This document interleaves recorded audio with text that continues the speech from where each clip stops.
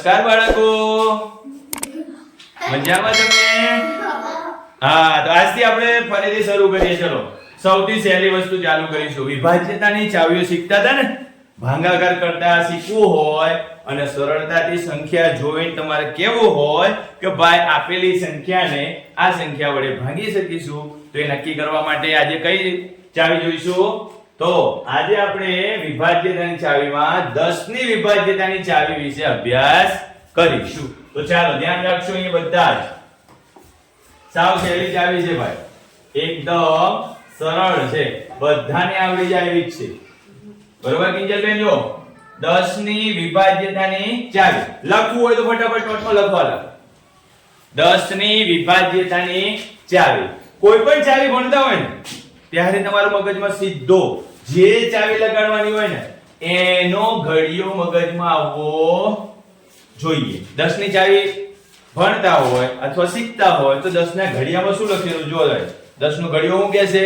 10 20 30 40 50 60 70 80 90 100 110 120 130. ઘડિયો ક્યાં અટકે નહીં ને? આ તો આપણે અહીંયા સરળતા માટે બોર્ડમાં આટલી જગ્યા છે ને એટલે અટકાઈ દીધું. પણ કહેવાનો મીનિંગ શું છે કે ભાઈ છેલ્લો આંકડો જોવાનો, જે સંખ્યાને 10 વડે ભાંગવું હોય ને એનો છેલ્લો આંકડો જોવાનો. શું જોવાનો? છેલ્લો અંક જોવાનો. જો અહીં લખેલું છે, શું લખેલું છે? એકમનો અંક. અંગ્રેજીમાં શું લખ્યું છે ભાઈ? લાસ્ટ ડિજિટ, એટલે છેલ્લો આંકડો.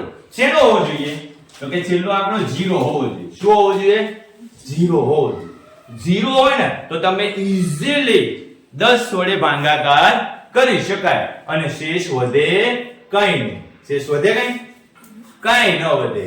તો જુઓ, તમે આટલું લખી લીધું છે, બરોબર? હવે જો ઉદાહરણ તરીકે તમને બતાવો આગળ કે 10 વડે ભાગાકાર કરીએ. આ સંખ્યા આપી છે 2630. એને તમને કીધું હોય ભાઈ કે ભાઈ આને 10 વડે નિશેષ ભાંગી શકાય, હા કે ના, અથવા ચકાસો. તો ચકાસવાનું કે તમે કેવી રીતે બેસો ખબર છે? આમ બેસો.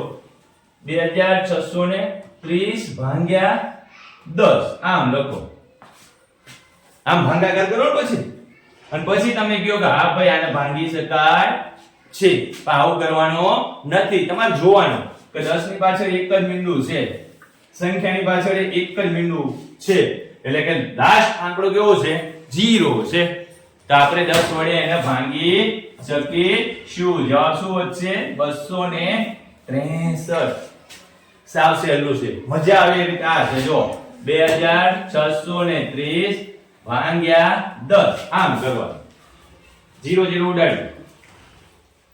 પણ આપણે આ ચાવી શીખ્યા, ખબર પડી કે ભાઈ 10 ની ચાવી એટલે 10 ની તાળું હોય ને એટલે ચાવી કઈ લાગશે?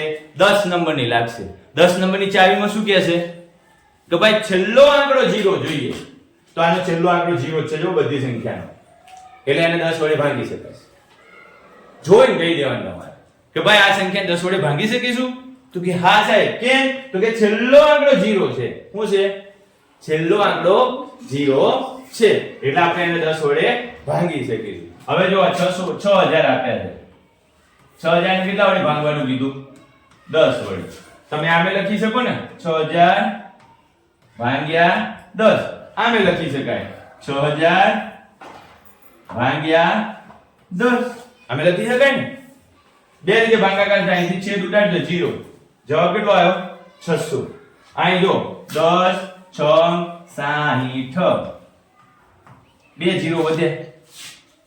શું વધ્યું? બે 0 વધ્યા.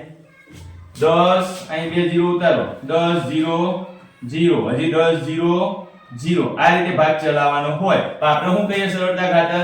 બે 0 વધ્યા ને ઉપર મૂકી દો. ઉપર મૂકી દીધા. શું જવાબ આવશે? 600. બે રીતે 600 જવાબ આવ્યો. કોઈ પણ સંખ્યાનો છેલ્લો આંકડો 0 હોય ને એટલે આપણે એને 10 વડે ભાગી શકીશું. તમે બીજી સંખ્યાઓ લઈને પ્રેક્ટિસ કરશો કે જેથી તમને સરળતાથી 10 ની ચાવી યાદ રહેશે. ઓકે બાળકો?